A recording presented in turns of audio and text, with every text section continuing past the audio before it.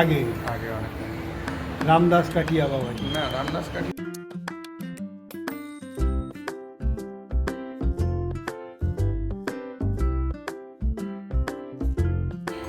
মানে খড় কাটার জয়ে মেশিন, সেটাও আপনাদের তুলে ধরলাম।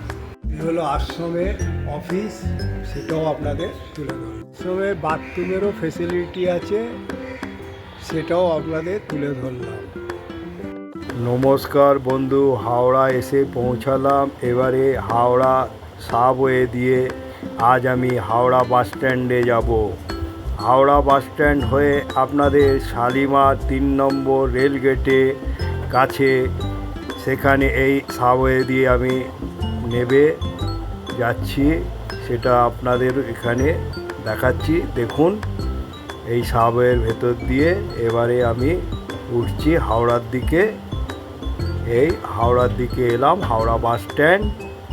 এখানে এসে এবারে আমি মিনি বাসের উদ্দেশ্যে হাওড়া যে শিবপুর বোটানিক্যাল গার্ডেন, সেই বাসে উঠবেন। বি গার্ডেনের বাসে উঠে আপনাকে নামতে হবে একদম আশ্রমের ধারে, বঙ্গীয় 3 নম্বর রেলগেট, সেখানে নেবে। তা এই বাস এসপ্ল্যানেড থেকে যায়, কিন্তু আমি এ বাসে উঠলাম না, এই বাসটা ছেড়ে দিলাম। দিয়ে আমি এবারে দাঁড়িয়ে আছি মিনি বাসের জন্য। এরপরে আমি মিনি বাসে উঠে, মিনি বাসে করে আমি আজ আপনাদের নিয়ে যাব বঙ্গীয় নিমবার্ক আশ্রম, শালিমারে অবস্থিত। নিমবার্ক আশ্রমে এনেছি শ্রী 108 স্বামী সন্ত দাস বাবাজি মহারাজ কর্তৃক বঙ্গদেশে প্রথম প্রতিষ্ঠিত আশ্রম হচ্ছে, স্থাপিত 1933 শ্রী পঞ্চমীর দিনে, 88 কলেজ রোড, হাওড়া 3। চলুন নিয়ে যাই। এই হচ্ছে মূল প্রবেশ পথ। আপনারা এই বাস স্ট্যান্ডে নেবে, আর এই আশ্রম আপনারা যদি আসেন বি গার্ডেন মিনি বাসে আসবেন। চলুন আশ্রমে প্রবেশ।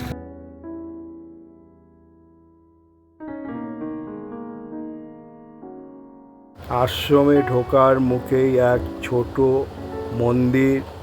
সেই মন্দিরে শিবলিঙ্গ, পার্বতী, গণেশজি আর বিষ্ণুজি বিরাজ করছে এই মন্দিরে। আর শিবলিঙ্গের পাশে নন্দী মহারাজজিও বিরাজ করছে এই ছোট্ট মন্দিরে। দেখুন, কলসির ভেতরে জল রয়েছে, আর শিবলিঙ্গের মাথায় টপ টপ করে জল পড়ছে, সেগুলো আপনাদের দেখাচ্ছি। দেখুন, এই মন্দিরে ঢোকার মুখে কত সুন্দর ব্যবস্থা এই ছোট্ট মন্দিরের ভেতরে। আজ আপনাদের বঙ্গীয় নিমবার্ক আশ্রম শালিমার হাওড়ায় ঢোকার মুখেই যে বিগ্রহ দর্শন করালাম। ঢোকার মুখেই বাম দিকে ছোট্ট বাগান, সুপারি, কলা আছে। তারপরে ডান দিকে দেখুন কতগুলো ঘর আছে, সেগুলো তুলে ধরছি। তারপর আমি আস্তে আস্তে এগিয়ে এলাম। এগিয়ে এসে দেখলাম এখানে সব তাদের খড় রাখা আছে। এটা হচ্ছে হোমকুণ্ডু ঘর, সেটাও আপনাদের দেখাচ্ছি, দেখুন। এরপর আমি আশ্রমে প্রবেশ করছি। এই হলো প্রবেশদ্বার, আশ্রমের প্রবেশ করলাম। সন্ত দাস বাবাজি 10ই জুন 1859 আর 8ই নভেম্বর 1935, পূর্ব সমের নাম তারাকিশোর চৌধুরী। জগন্নাথ ঘাটের স্থানে তিনি গঙ্গার উদ্গম স্থান গঙ্গোত্রী তার সামনে ভেসে উঠল, ও তাতে বিরাজমান হরপার্বতী তাকে দর্শন দিলেন। শঙ্কর ভগবান তখন তাকে একটি একাক্ষরী বীজ মন্ত্র প্রদান করলেন, এবং সেই মন্ত্র জপের প্রভাবে তার সদ্গুরু লাভ হবে, এই রকম আশ্বাসন দিয়ে তারা অন্তর্হিত হলেন। তখন হিমালয়ের সেই গৌমুখে গঙ্গোত্র দৃশ্য ও অন্তর্ধান হলো। তখন হিমালয় তিনি সেই বীজ মন্ত্র খুব নিষ্ঠার সাথে জপ করতে লাগলেন। সদ্গুরুর অন্বেষণে তিনি বিভিন্ন তীর্থ ঘুরতে লাগলেন এবং ক্রমেই তিনি তার একটি বন্ধুর সঙ্গে প্রয়াগকুম্ভে মেলায় এসে পৌঁছলেন। সেখানেই তার সাক্ষাৎকার তার ভাবী গুরু শ্রী শ্রী কাটিয়া বাবাজি মহারাজের সাথে হলে তিনি তাকে গুরুত্ব বরণ করলেন। এই আশ্রমে শ্রী শ্রী রাধাকৃষ্ণ যুগল মূর্তি আপনারা দর্শন করুন। এই মূর্তি সম্বন্ধে আশ্রম প্রতিষ্ঠা ব্রজ বিহারী মহন্ত শ্রী শ্রী 108 স্বামী সন্তদাস বাবাজি মহারাজ তাহারই প্রাক্তন সহকর্মী কলকাতা হাইকোর্টের প্রধান বিচারপতি স্যার মন্মথনাথ বলিয়াছেন, আমার আশ্রম মন্দির ও প্রস্তর হইতে সম্পূর্ণ হইলেও একবারও আমার ঠাকুরকে দেখিয়া আমার ঠাকুর সজীব। তিনি শ্রী শ্রী কাটিয়া বাবাজি মহারাজের কিছু অলৌকিক ব্যাপারে দর্শন করলেন এবং কিন্তু সম্পূর্ণরূপে সংশয়হীন হতে পারেনি। তারপর তিনি চৈত্র মাসের বৃন্দাবনে গেলেন আর এবার তিনি কাটিয়া বাবাজি মহারাজের অতি নিকটে থেকে তার কার্যকলাপ দর্শন করে প্রায় হতাশ হয়ে গেলেন। কলকাতার এক রাত্রে যখন তিনি বাড়ির ছাদে শয়ন করেছিলেন তখন হঠাৎ নিদ্রা ভঙ্গ হলে তিনি উঠে বসলেন। তিনি দেখলেন যে শ্রী শ্রী রামদাস কাটিয়া বাবাজি মহারাজ মহাকাশ মার্গে আসেন এবং ক্ষণকালের মধ্যেই তিনি সেই ছাদে তার নিকট অবতীর্ণ হলেন। তারপর কাটিয়া বাবাজি মহারাজ তার কণ্ঠে একটি মন্ত্র প্রদান করে পুনরায় আকাশমার্গে প্রস্থান করলেন। শ্রী তারা কিশোর শর্মা চৌধুরী মনে শ্রী শ্রী কাটিয়া বাবাজি মহারাজ সম্বন্ধে অন্য কোনো সন্দেহ থাকল না। তার সমস্ত দ্বিধা সেইক্ষণেই দূর হয়ে গেল। অভিলাষিত সদ্গুরুর আশ্রয় লাভ করলেন বলে তিনি নিজেকে কৃতার্থ মনে করলেন। এইভাবে অলৌকিকভাবে দীক্ষা পাওয়ার পর তিনি বৃন্দাবনে 1894 সালে জন্মাষ্টমীর দিনে অলৌকিকভাবে লৌকিকভাবে সস্ত্রীক দীক্ষা গ্রহণ করলেন। শ্রী শ্রী 108 স্বামী সন্তদাসজি কাটিয়া বাবাজি হচ্ছে ধনী, কাটিয়া বাবা ধনী ধনী। আর এখানে গোপাল বিরাজ করছে এই বিগ্রহে, আর তার উপরে গোশালার বিগ্রহ এটা, এই বিগ্রহে দেখুন। আর ইনি হচ্ছেন সামনে এবং মাঝখানে শ্রী সন্তদাস বাবা কাটিয়া বাবাজি, শ্রী স্বামী রামদাস কাটিয়া বাবাজি, শ্রী স্বামী মনোহর দাস বাবা কাটিয়া বাবাজি। আর প্রতিষ্ঠা করেছেন এটা আমার গুরুদেব শ্রী শ্রী সর্বেশ্বর দাস বাবাজি। এই সর্বেশ্বর দাস কাটিয়া বাবাজি ইনি এটা কুটিরটা প্রতিষ্ঠা করেছেন। দেখুন এ হচ্ছে ধনী। আর এখানে হলো বাল্যভোগ নিবেদন করলো এখানে কাটিয়া বাবাজি আশ্রমে, বঙ্গীয় নিম্বাস কাটিয়া বাবার আশ্রমে, সেটাও আপনাদের দেখালাম। এ হলো গোশালা। চলুন আপনাদের গোশালায় নিয়ে যায়। এরকম গোসেবা করছে।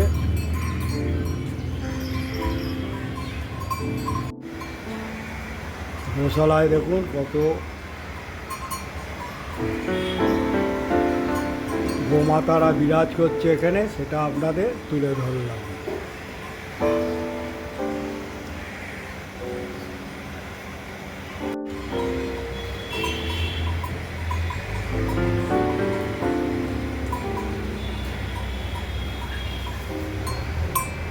এখানের খড় কাটার জয়ে মেশিন, সেটাও আপনাদের তুলে ধরলাম। তো বড় আশ্রম দেখুন, এবং সেটাও আপনাদের এখানে এই গোশালা দেখুন কত বড় আশ্রম, সেটাও আপনাদের তুলে ধরলাম। কাটিয়া বাবা ভজন কুটি,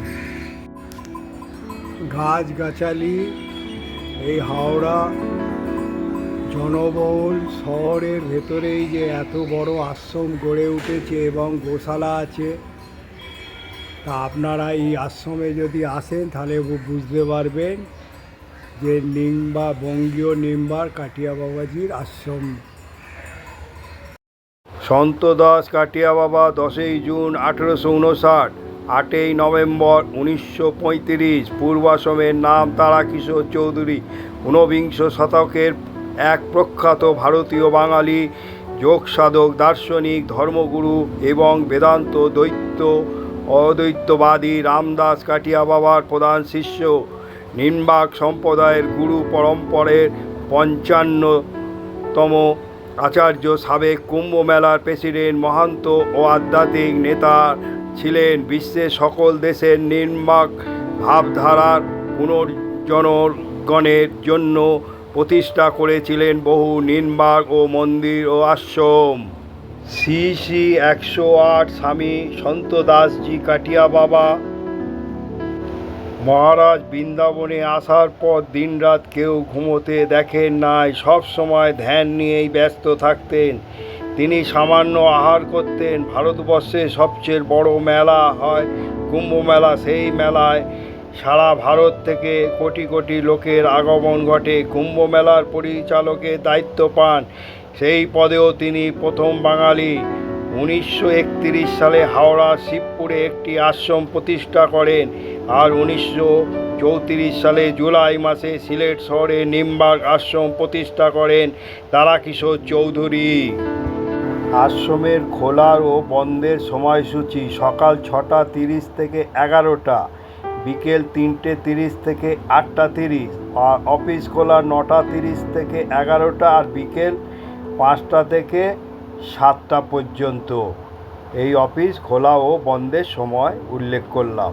এই আশ্রমের যদি আপনি প্রসাদ গ্রহণ করতে চান তাহলে আপনাকে আগে থেকে ফোন করে জানাতে হবে, তারপরে এই আশ্রম কর্তৃপক্ষ আপনার জন্য প্রসাদের ব্যবস্থা করবে।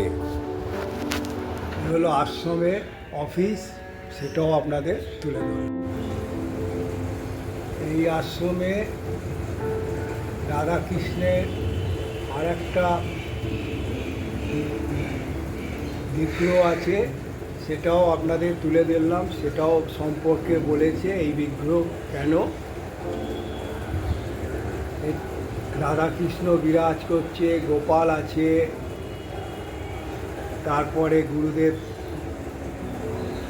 এখানে তুলে ধরা হয়েছে, তারপর জগন্নাথ, বলরাম আর সুভদ্রা রানী বিরাজ করছে, চিত্র ফুটিয়ে তোলা হয়েছে এই মন্দিরে, সেটাও আপনাদের এখানে এক এক করে দেখুন।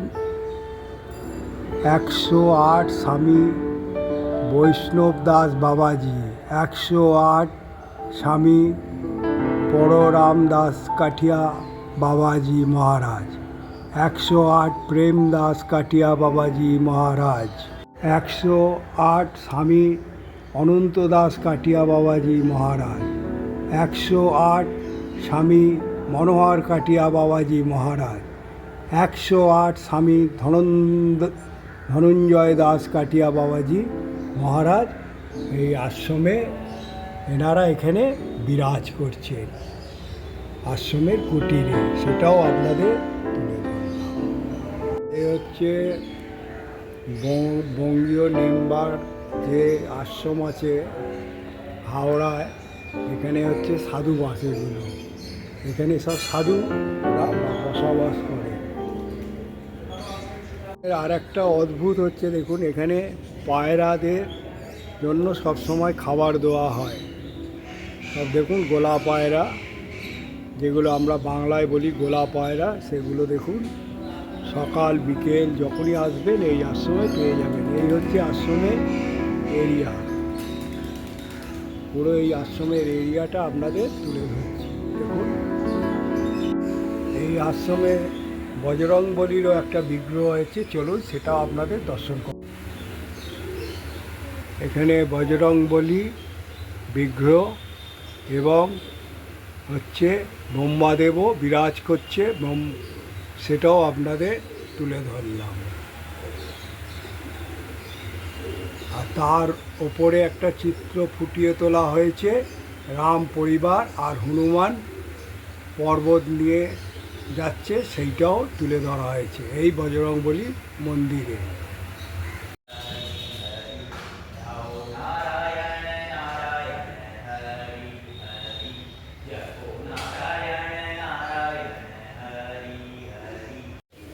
এখানে নিম গাছও রয়েছে, দেখুন সব আপনাদের এরিয়া পুরো তুলে ধরছি। এই আশ্রম কত সুন্দরভাবে গড়ে উঠেছে সেটা আপনাদের তুলে ধরলাম। এই হলো আশ্রমের এরিয়া, আর এই হলো মূল বিগ্রহ। এই গোশালার পাশেই গড়ে উঠেছে গোবর গ্যাস প্ল্যান্ট। এই দেখুন, এই গোবর গ্যাস প্ল্যান্ট দিয়ে বিদ্যুৎ তৈরি হয়, সেটাও আপনাদের কাছে তুলে ধরলাম। এই হলো গোবর গ্যাস, আর এই হলো গোশালা। देखून ये भी गाय है, देख लीजिए आप लोग। अंदर गाय देखिए,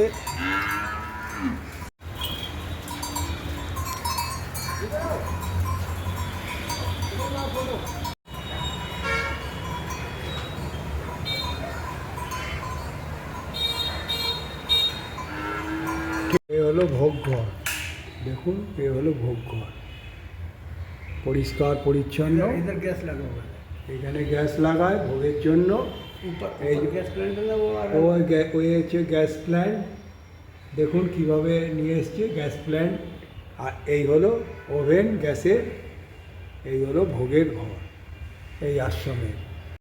মহন্তজি ধনী ঘরে দেখুন ধনী করছে, সেটাও আপনাদের কাছে তুলে ধরলাম। এই ধনী ঘরে মহন্তজি বসে বসে ধ্বনি করছে, কত সুন্দরভাবে করছে এই, সেটা দর্শন করুন আপনারা। এই ধ্বনি দেখার মতন।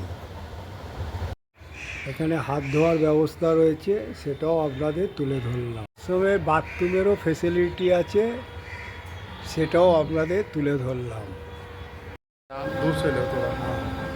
जय जय श्री राधे श्याम। এটা বাংলাদেশে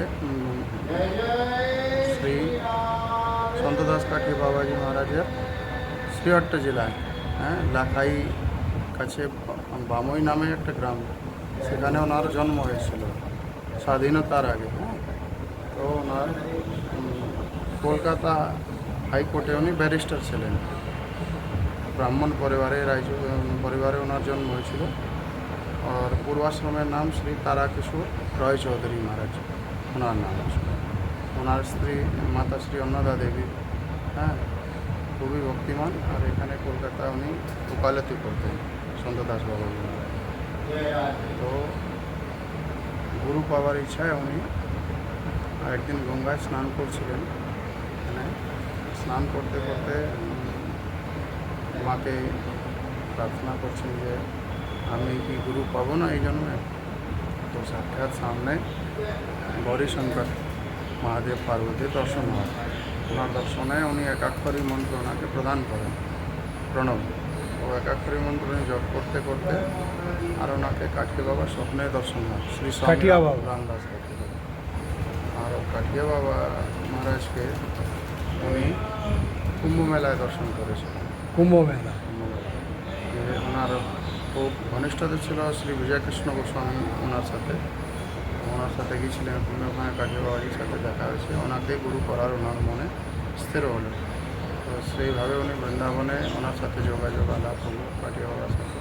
কাঠিয়া বাবার শিষ্য হলেন উনি, ঠিক আছে। তখন সাধু হয়নি, সন্ন্যাস হয়নি, বৈরাগ্য দেখলেন। তো যাওয়া আসা বৃন্দাবনে করতে করতে কাঠিয়া বাবার কৃপা ওনার উপরে হলো। আর প্রথম আশ্রম হলো কাঠি বাবাজি মহারাজের বৃন্দাবনে পুরানো বৃন্দাবনে। কাঠিয়া বলা হয় যেটা, বিশাল বড় আশ্রম, খুব সুন্দর ওখানে। আর তার ওনাকে সন্তদাস কাঠিয়া বাবাজি মহারাজকে ওখানে কাঠিয়া বাবার দেহ রাখার পরে ওই আশ্রমের মহন্ত করা হয়েছিল, তো সমস্ত সাধু সন্ত মিলে ওনাকে সন্ন্যাস দিয়েছিল। এই জন্য ওনাকে সন্তদাস এই নাম দেওয়া হয়েছে। সন্তদাস সেই নাম সন্তদাস। বলা হয়েছে, সব সাধুরা মিলে দিয়েছিল। দিয়েছেন কাঠিয়া বাবারই উদ্দেশ্যে দিয়েছেন। কাঠিয়া বাবা। বাবারই শিষ্য বলে শিষ্য ওনাকে বলে। মনে করা হয়। আর কেন মন্ত্র তো কাঠিয়া বাবারই প্রধান। তো উনি প্রথম এখানে বাংলায় প্রথম আশ্রম এই স্থাপনা করলেন। বাংলায় এই প্রথম, ওনার অনেক কি 1933 সালে। 33 সালে 3000-এর উপরে, 3-4 হাজারের কাছাকাছি ওনার 37 না কত শিষ্য। আর এই আশ্রমটি 1933 সালে স্থাপনা করা হয় স্থাপনা করা হয়েছে সন্তদাস বাবাজি, শ্রী সন্তদাস কাঠিয়া বাবাজি। কাঠিয়া বাবাজি। ওনার স্বপ্নে এই বিগ্রহটা দর্শন দিয়েছে ওনার। ও এই এই যে শ্রী রাধা রাধা কৃষ্ণ হ্যাঁ, ওনার স্বপ্নে দর্শন দিয়েছে। যে আমি এখানে অমুক জায়গায় অমুক দোকান। উনি গেছেন জয়পুরে, ওখান থেকে জয়পুর থেকে আনা হয়েছে জয়পুর থেকে রাধারানী ঠাকুর। এই মানে এই রাধারানীর বিগ্রহ আনা আনা হয়েছে। হয়েছে ঠাকুরজি রাধারানীকে জয়পুর থেকে আনা হয়েছে।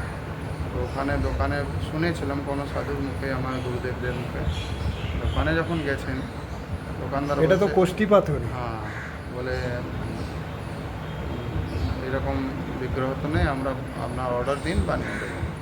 বলে না, আপনার দোকানে আছে গোডাউনে, আপনি কি করে বলতে পারছেন? তখন বলছি তোরে কোথাও অনেক মূর্তি থাকে, তো জয়পুরে মূর্তি বাজার আছে খুব বড়। উনি ওখানে গেলেন, ভিতরে দেখিয়ে দিলেন কোনায়, যেখানে সবসময় যাওয়া আসা কম হয় ওই জায়গাটা কোনায় লুকিয়ে রয়েছে। আর ওনাকে স্বপ্নে আদেশ করেছেন যে আমি এখানে আছি, এখানে আছি। ওনাকে নিয়ে এসেছে। ঠিক আছে, এখানে 1933 সালের ভব্য সমারোহের সাথে স্থাপনা করা হলো। একটা উনি ছোট বই লিখেছিলেন, হুম। শিবপুর নিম্বার্ক আশ্রম প্রতিষ্ঠার সময় ছোট বই, দ্বৈতাদ্বৈত সিদ্ধান্ত নিয়ে। ওটা আমাদের আশ্রমে একটা আর বাংলায় লিখেছিলেন, ওটা আছে। তো তার সাথে আমাদের পরম্পরা তো আছে শ্রী নিম্বার্ক সম্প্রদায়, তার সাথে হংস ভগবান থেকে শ্রীমদ্ ভাগবতে একাদশ স্কন্ধে হংস ভগবানের হংস অবতারের উপাখ্যান আছে। তো ওই হংস পরম্পরায় আমরা রয়েছে শ্রী হংস ভগবান।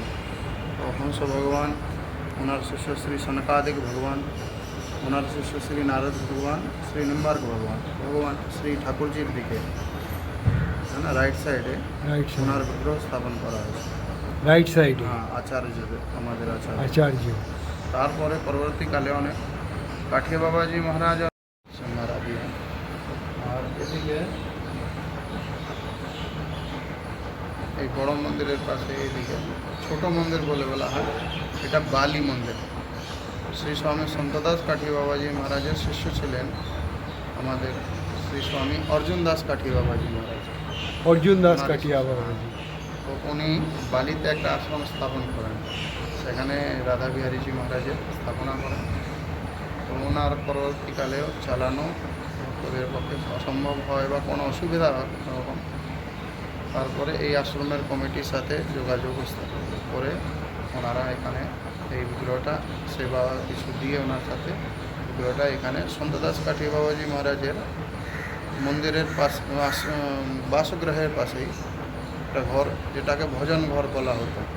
যখন ওই সময় সন্তদাস কাঠিয়া বাবাজি মহারাজ ওনার শিষ্য সব আশ্রমবাসী সবাইকে ওখানে স্নান ইত্যাদি করে ঠাকুরের মঙ্গল আদি করে এখানে ভজন করতেন, এই ভজন ঘর। তো ওই ঘরে ওনাকে ছোটো মন্দিরে ঠাকুরজিকে রেখে দেওয়া হয় বালিয়ে ঠাকুর। দুটো বিগ্রহ। সেখানে কাঠিয়া বাবাজি মহারাজ, সন্তদাস বাবাজি মহারাজ আর শ্রী অর্জুন দাস বাবাজি মহারাজের বিগ্রহ রয়েছে। ছবি চিত্রপট লাগানো হয়েছে। তার পাশে শ্রী স্বামী সন্তদাস কাঠিয়া বাবাজি মহারাজের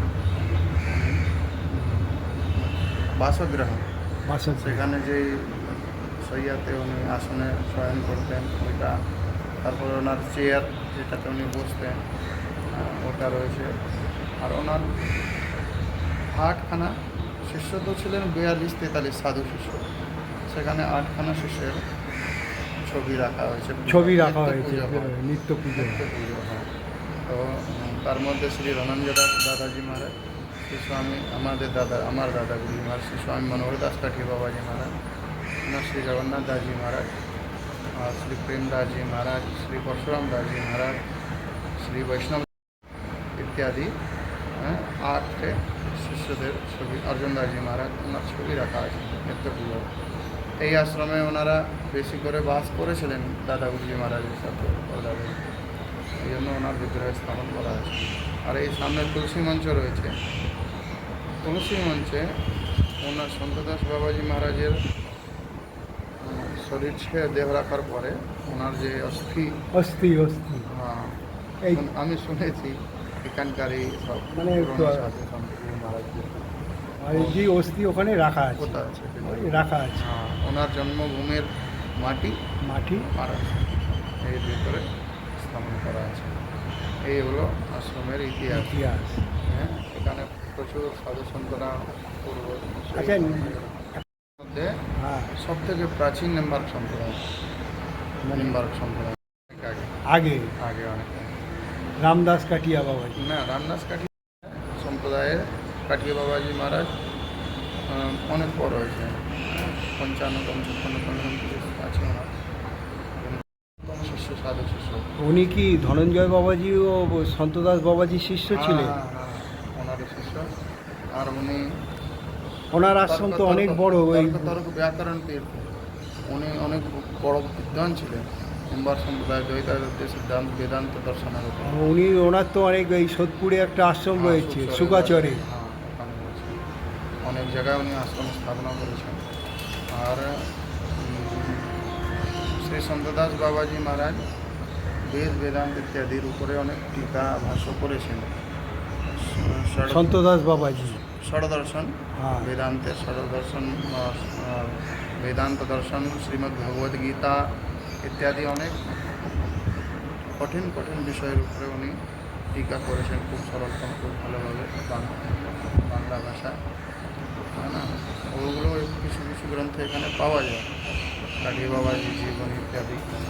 তারপরে শ্রী ধনঞ্জয় দাসজি মহারাজ ওনার শিষ্য হলেন, ওনাকে খুব শিক্ষা উনি প্রাপ্ত করেছেন আর সম্প্রদায়ের অনেক উন্নতি করেছেন এই বিষয়ে।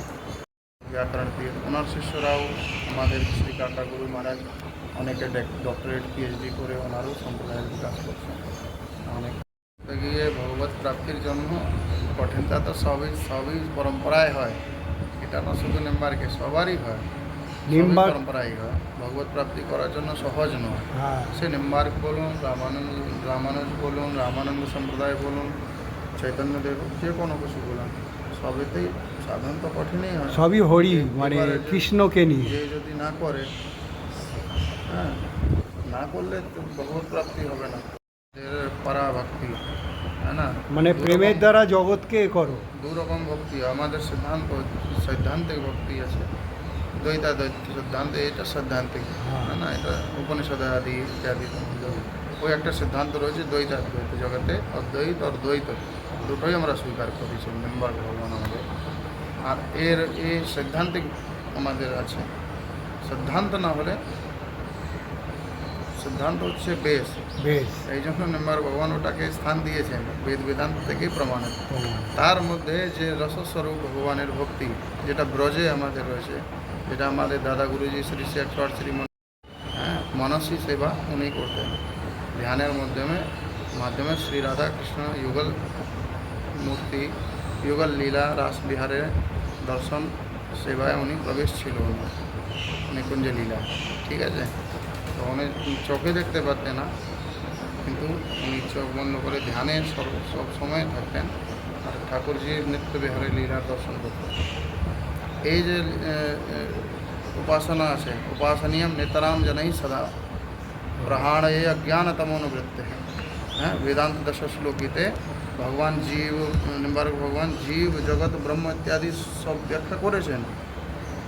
তো তাতে কি আছে, সিদ্ধান্তে প্রথমে দিয়ে দিয়েছেন, কিন্তু যে আন্তরিক উপাসনা আমাদের পরাভক্তি যেটাকে বলে, ওইটার উপদেশ করেছেন, রাধা কৃষ্ণের যুগল ভক্তি, প্রেম স্বরূপ, প্রেম ভক্তি, প্রেম ভক্তি, প্রেমা ভক্তি, একটা যুগল সাধন ভক্তি হয়, একটা সাধ্য ভক্তি হয়।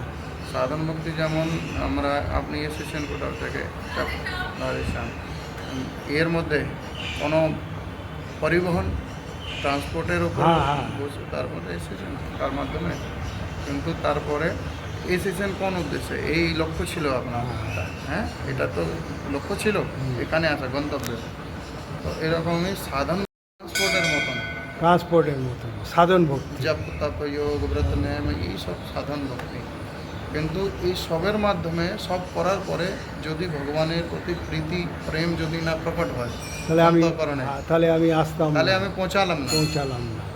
ওইটা আমার গন্তব্যস্থল। তাহলে এইটা হলো সাধন। এগুলো সাধন হলো জপের মাধ্যমে প্রেম জাগে কারুর ভগবানের প্রতি, কেউ আরতি দর্শন নিত্য নিয়ম নিয়ে নিল, কেউ অনেক রকম নিয়ম আছে, অনেক রকম সাধন আছে, সেটার দ্বারা যেই সাধনে আমার সহজে ভগবানের প্রতি প্রীতি হবে, প্রেম হবে, নিশ্চল প্রেম, নিঃস্বার্থ প্রেম হবে, সেটাই আমার সাধন। সাধন, প্রেমটা হচ্ছে সাধ্য। প্রেমটা হচ্ছে সাধ্য। নারদজি ভক্তি সূত্রে এটা তদেব সাধ্যতাম। আচ্ছা, আর একটা কথা জিজ্ঞেস করছি, এখানে কি কি উৎসব পালিত হয় এই আশ্রমে? কখন খোলে আর কখন বন্ধ হয়? দিনের বেলা? চারটে এমনি যারা চারটে উৎসব সার্বজনিক উৎসব হয়, ভক্তদের যারা এখানে চারটেই উৎসব অনেকে মেম্বার যারা আছেন হ্যাঁ। সকলকেই কার্ড দেওয়া হয় চারটে উৎসবে। গঙ্গা দশহরা শ্রী স্বামী সন্তদাস মানে দশহারা যেটা গঙ্গা মহারাজের সন্তদাস বাবাজি মহারাজের আবির্ভাব তিথি ওটা মানা হয়, মানা হয়। ওটা আচ্ছা, আর একটা হয় এরপরেই আসবে গুরু পূর্ণিমা, গুরু পূর্ণিমা। গুরু পরম্পরা পূজন হয় আচ্ছা, না। তারপরে হবে একটা হয় কার্তিক মাসে শ্রী সন্তদাস বাবাজি মহারাজের ত্রয়োধান উৎসব হয়। তিরোধান উৎসব হ্যাঁ, কার্তিক মাসে। কেউ চতুর্দশী বলে, কেউ ত্রয়োদশী বলে, মতে ত্রয়োদশী, ও তিরোধানই বলে। ত্রয়োদশী তিথি। হ্যাঁ, তিথি। আর একটা হয় কাঠি বাবাজি মহারাজের, সেটা মাঘ মাসে। মানে মাঘ মাসের ওই জন্মতিথি বোধ হয়। হ্যাঁ, কাঠি বাবাজি কাঠিয়া, তিরোধান তিথি। হ্যাঁ, কাঠি বাবাজি তিরোধান তিথি মানা হয়। ও তিরোধান মানা হয় ওদের জন্ম যেহেতু আমরা জানি না, ও সেই জন্য ঠিক। ওনার গুরু পূর্ণিমার দিনেই গুরুদেবের কাঠিয়া বাবা মহারাজের জন্ম মানে মানে ওনারকেই প্রধান রূপে মানে এই হলো চারটে আপনারা মায়ে করে বড় উৎসব। উৎসব হয়। আর রামনবমী, জন্মাষ্টমী, নন্দোৎসব, হ্যাঁ মানে- রামনবমী, এগুলো উৎসব পালন করা হয়। এখানে লেখা আছে কোন কোন উৎসব। অক্ষয় তৃতীয়া আসছে সামনে, রাধারানী শ্রীজির চরণ দর্শন হয় বছরে একবার, ঠিক আছে। আচ্ছা, এইটা হলো ওখানে উৎসব আপনাদের পালন করা হয়। মানে উৎসব। মহারাজ আমার শ্রী দাদা ভূমি ব্রজবাসী শ্রী স্বামী 108 শ্রী মনোহর দাস কাঠিয়া বাবাজি মহারাজ, মনোহর দাস। মথুরায় মাঠ গ্রামের পাশে, মাঠ গ্রামে মথুরার পাশে, যমুনার ওপারে, বৃন্দাবনের সামনে একদম ওনার জন্মস্থলী প্রায় বংশীবট ভান্ডিরবন পাশেই আছে। তো ওনার শ্রাবণ শুক্লা তৃতীয়ার দিনে ওনার তিরোধান হয়েছিল। তো আমার গুরুদেব এখানে আগে মহন্ত ছিলেন, এখন বর্তমানে আমাকে করেছেন। তো গুরু মহারাজের সান্নিধ্যে ওই উৎসব শ্রী 108 শ্রী স্বামী সর্বেশ্বর দাস কাঠিয়া বাবাজি আমার গুরুদেব, ওনার সান্নিধ্যে খুব বিশাল করে বড় করে একটা উৎসব ওটা পালন করা হয়। ওই শ্রাবণ শুক্লা তৃতীয়াতে 7 দিন ধরে শ্রী গোপাল যজ্ঞ হয়, ওখানে যজ্ঞশালা আছে শিব মন্দিরের পাশে এন্ট্রান্সে। আর 7 দিন ধরে শ্রীমদ্ ভাগবত পাঠ হয়, ভগবত যজ্ঞ পাঠ হয়, পাঠ হয়। আর তৃতীয়ার দিনে বিশাল বড় ভান্ডারা হয়, ভান্ডারা হয়। বিভিন্ন সাধু সন্তরা অনেকে।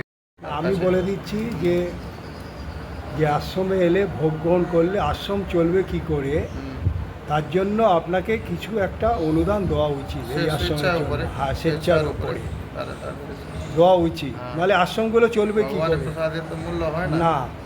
তার স্বেচ্ছার উপরে নির্ভর করে সেটা। তার যদি সামর্থ্য হয় দিতে পারে, কোনো সমস্যা নেই।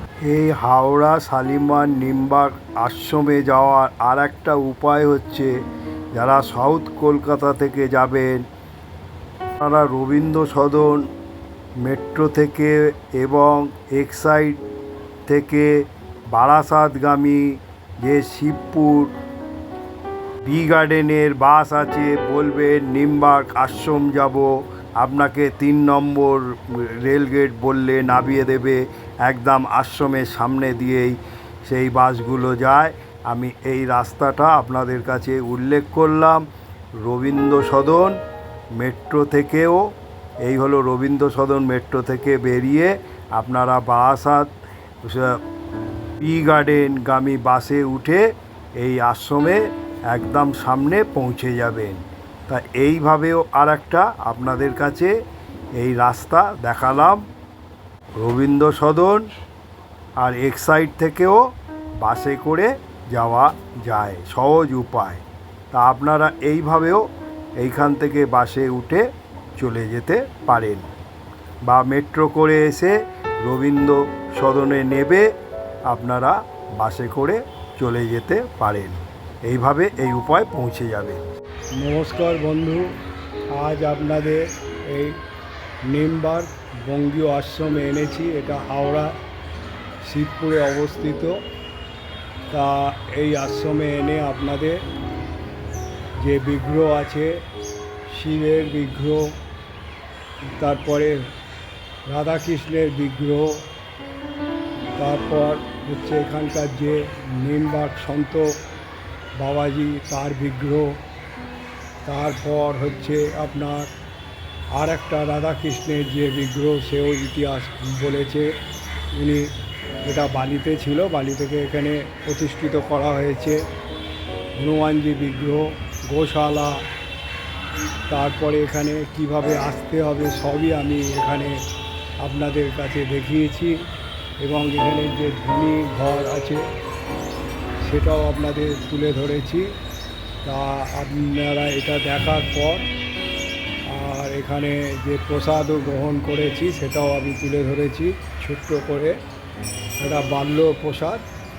তা আপনারা, আমি আশা রাখি যে শেয়ার ও লাইক যত পারবেন করবেন, লাইক আর শেয়ার যত পারবেন করবেন, লোকে জানতে পারবে। আর সাবস্ক্রাইব করবেন, আর যারা এখনও সাবস্ক্রাইব করেননি অল বোতামটা টিপে দেবেন। টিপে দিলে আমি যখনই কোনো ব্লগ বানাবো আপনারা পেয়ে যাবেন। আর শেয়ার, লাইক ও সাবস্ক্রাইব করে আমার পাশে থাকবেন, এটা আমার অনুরোধ। যদি ভালো লেগে মনে করেন, তা আপনারা ভালো থাকুন, সুস্থ থাকুন।